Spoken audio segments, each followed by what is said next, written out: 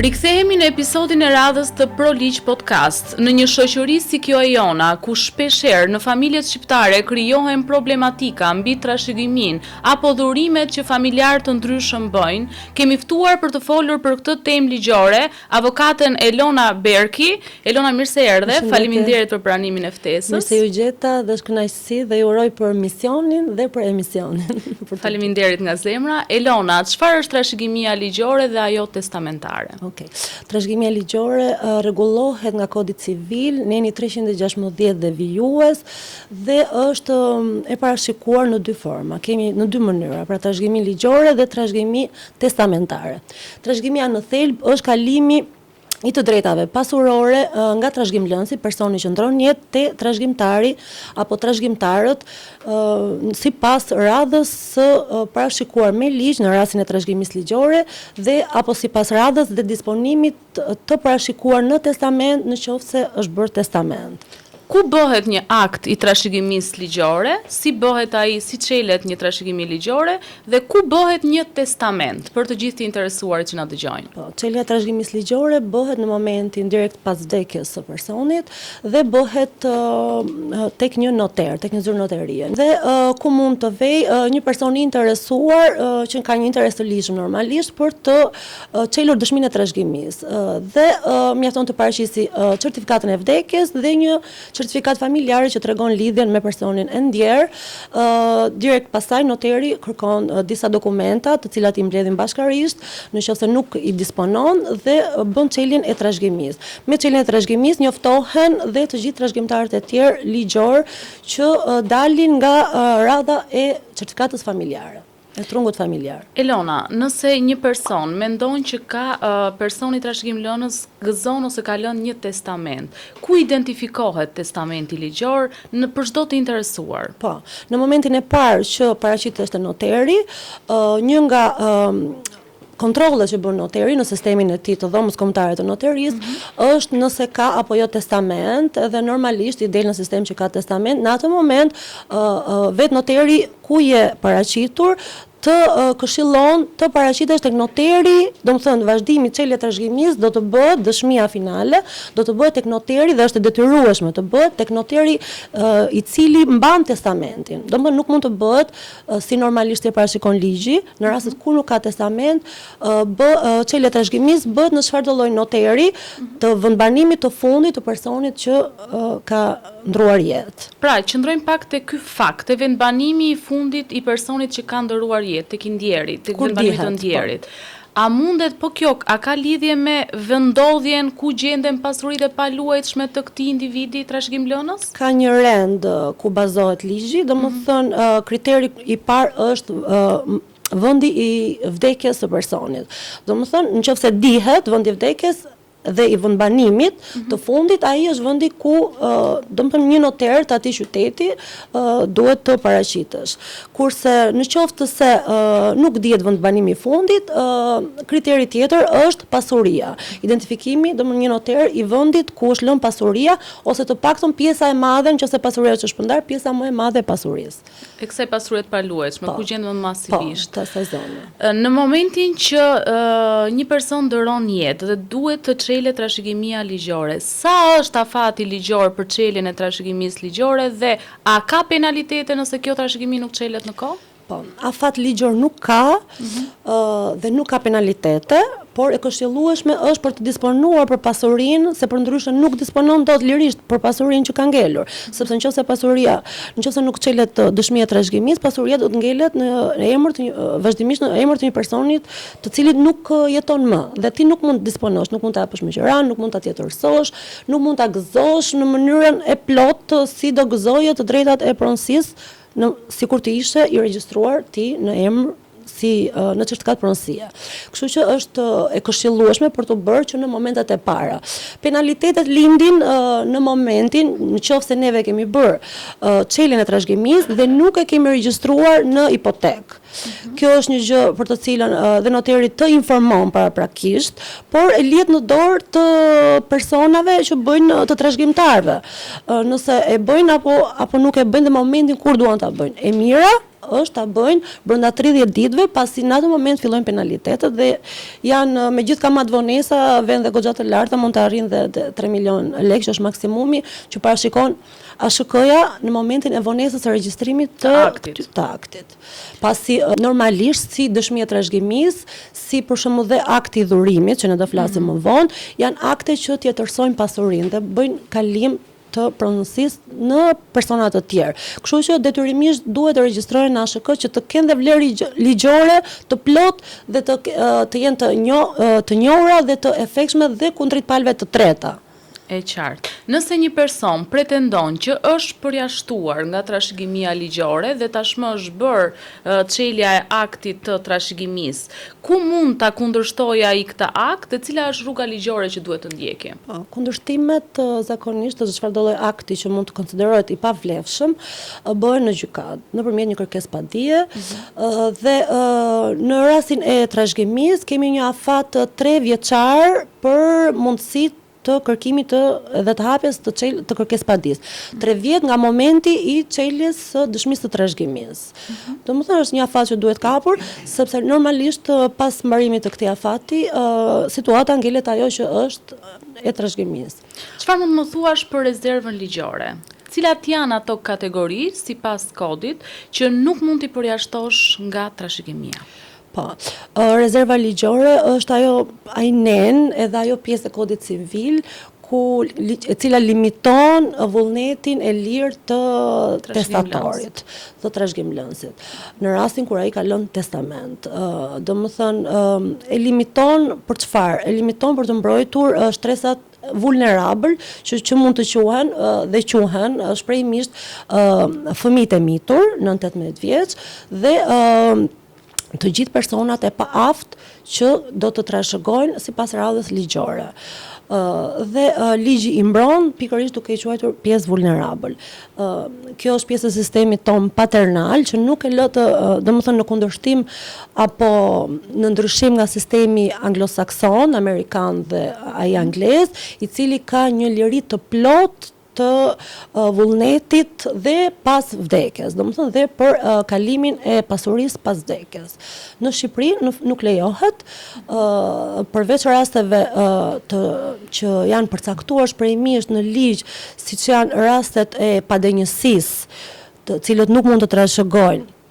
Tani, përsa i takon faktit juridik, jemi në rastin konkret dhe ta përmbyllim pjesën e trashëgimisë, kur trashëgimtari ndëron jetë para trashëgimlënësit i cili ka lënë testament dhe ka trashëguar pasuritë e veta tek një person që tashmë nuk jeton. Çfarë situate juridike na krijohet në këtë rast dhe si mund ta zgjidhim atë? Në kod civil edhe në ligj parashikohet zvendësimi i nëpërmjet pasardhësve direkt të personit i cili nuk mund të trashëgojë vetë. Në rastin konkret që po flasim, personi ka vdekur para trashëgimlënësit, atëherë me zvendësimi kalon direkt pasardhësve të tij, pra fëmijëve të tij. Domethënë nuk humbet, pasuria nuk humbet në asnjë lloj rasti dhe qëllimi kryesor është ai i ruajtjes të pasurisë në rrethin familjar dhe i vazhdimësisë pasurore. Shumë e qartë. Duke qenë se trashëgimia nuk ezaurohet kurrë dhe është një fushë që ka shumë argument ligjore dhe mund ta diskutojmë edhe në episodet të ardhshme, kalojmë pak te kontrata e dhurimit. Kush mund të dhurojë, kush ka aftësi për të dhuruar qoftë një pasuri të luajtshme apo të paluajtshme dhe kush mund të përjashtohet nga e drejta për të dhuruar.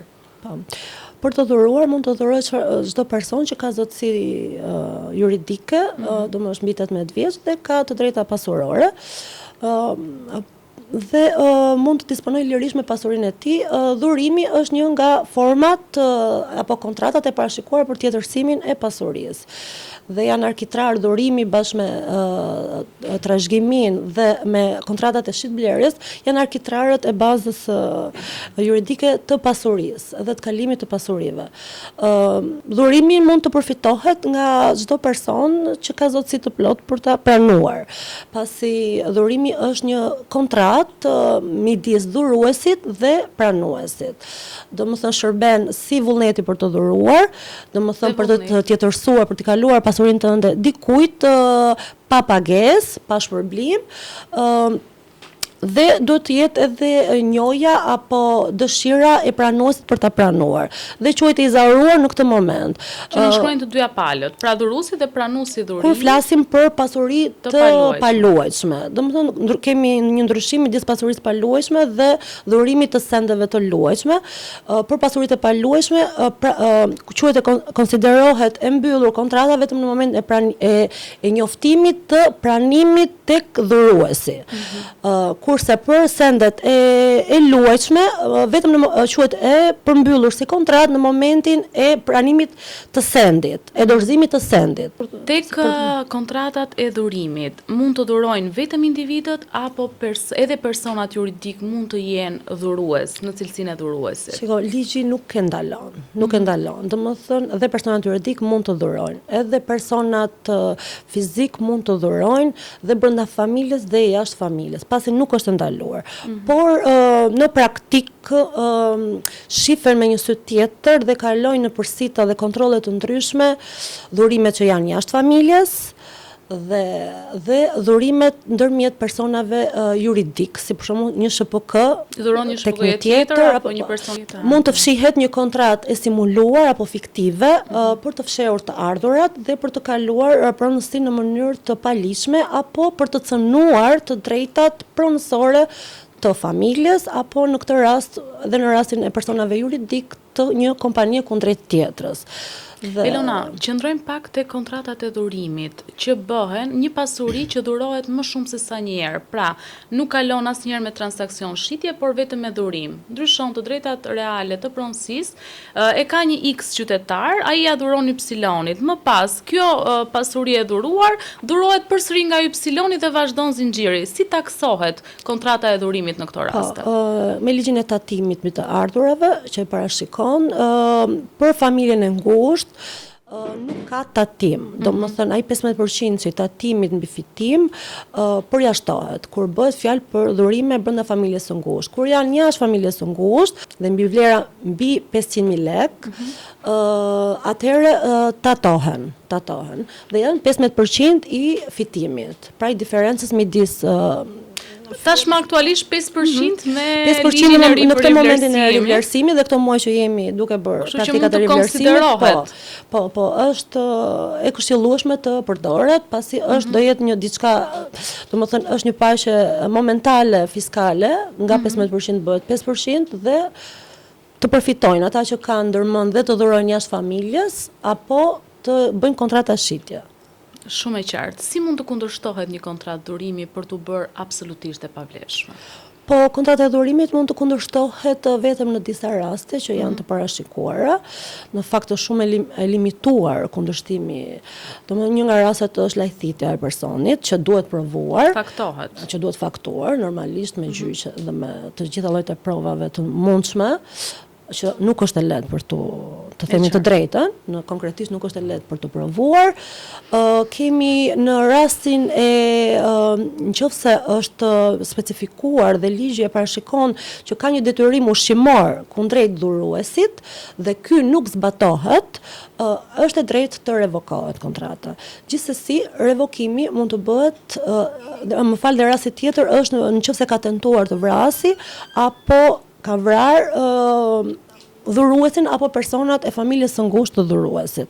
Këto janë vetëm 3 raste që parashikohen. Mund të themi që në të drejta për shembull në shtetin fqin në kosovar, dhurimi, e drejta për revokimin e dhurimit është goxha më ka mundësi më të larmishme, parashikohet dhe për një rast mosmirnjohje, dhe për raste që është shumë subjektive, por shumë subjektive, e matshme gjithsesi për të provuar. Dhe është domethënë goxha më e fortë si kontrata e dhurimit, ka goxha forcë. Dhe në fakt unë e këshilloj, për mua ka dhe më fortë se testamenti, në momentin që ti do t'i lësh të kopsitura në thonjza pronësinë tënde, ajo që unë sugjeroj klientëve është një kontratë dhurimi paralel me një kontratë uzufrukti. Domethënë, ti si person e dhuron në të gjallë pronat e tua dhe pasurinë tënde ashtu si do ti të disponosh, duke qenë se me testament nuk e ke lirinë e plotë siç folëm, sepse je i limituar nga rezerva ligjore dhe nga radhët e trashëgimisë. në momentin që ti disponon lirisht me një kontratë dhurimi, pse mos ta përdorësh? Dhe duke bërë paralelisht me një kontratë uzufrukti, ti mban të drejtat e plota si një pronar deri në momentin e shumë e qartë në momentin e ndërimit të jetës. Po. Në rastet kur, sepse mund të jetë pikpyetje e madhe e shumë familjeve shqiptare, nëse dy prindër, secili prej tyre do të dhurojnë një pasuri, po ndërkohë ka fëmijë të mitur në atë familje, a duhet të nënshkruaj një fëmijë i mitur i cili nuk ka fare zotësi juridike? Si zgjidhen këto situata? Fëmijët as i mituri, as madhori, nuk kanë të drejtë mbi pasurinë e prindërve. Kjo duhet të jetë e qartë. Shumë më shkruajnë sepse kanë mendimet e tyre mbi ndarjen e pasurisë dhe mund të kenë të drejtë ose dhe moralisht, mund të them, jo gjithmonë ligji është i moralshëm. Ligji tenton të jetë i drejtë. Por nuk mund të përputhet gjithmonë me moralin ose me respektimin në këtë rast të ndjenjave apo të lidhjes familjare. Në fakt i vetmi rast ose një nga rastet më të dukshëm është testamenti dhe limitimi i disponimit në testament dhe ka krijuar gjithë ato problematika të ndryshme dhe ka hapur procese të pafundme gjyqësore. Domethënë, ngelet e ligjit gjithmonë që të ndaj qëllimin për të cilin është krijuar. Është krijuar për mbrojtjen e lirisë individuale në të disponimit të plot dhe vullnetar të drejtave të tij të personit, apo ka qëllim mbrojtjen e familjes dhe rrjedhën si në pasuri dhe si në të drejta të ndryshme që krijohen edhe që rrjedhin në bazë familjes. Cila do ishte këshilla jote në përmbyllje të gjithë diskutimit të bërë dhe argumentave ligjore të dhëna më sipër nga ana jote?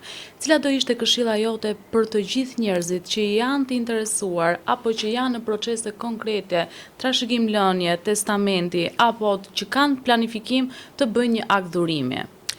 Këshilla ime është akt, nëse është e mundur, një kontratë shitje. Dhe sikur me vlerë reference, se më poshtë referencës nuk mund të dalim, kontratë e shitjes është kontrata më e kopsitur dhe ka më pak gjasa që të revokohet. Pasi është një transakcion i mirëfillt, domethënë është një shkëmbim pasurisë kundrejt një vlere monetare apo shkëmbim i një pasuri me një pasuri tjetër dhe është më e pathyeshmja. Nëse nuk bëjmë dot kontratë shitje pasi mungon vlera monetare dhe shkëmbimi, hapi tjetër është kontratë e dhurimit me një kontratë uzufrukti paralelisht për të mbajtur sërish të drejtat deri momentin që ti i kërkon, apo një kontratë dhurimi me kusht. Dhe testamentin unë e lë të fundit. Testamenti është opsioni i fundit ligjor. Elona, të falenderoj shumë për prezencën tënde, e të shmoj. Faleminderit. Ju ftoj të na ndiqni në episodet e radhës të Pro Ligj Podcast, të na bëni subscribe në kanalin ton në YouTube me të njëjtin emër dhe në të gjitha rrjetet tona sociale për të vazhduar dhe të ndiqni informacione ligjore të vlefshme për përditshmërinë dhe jetën tuaj.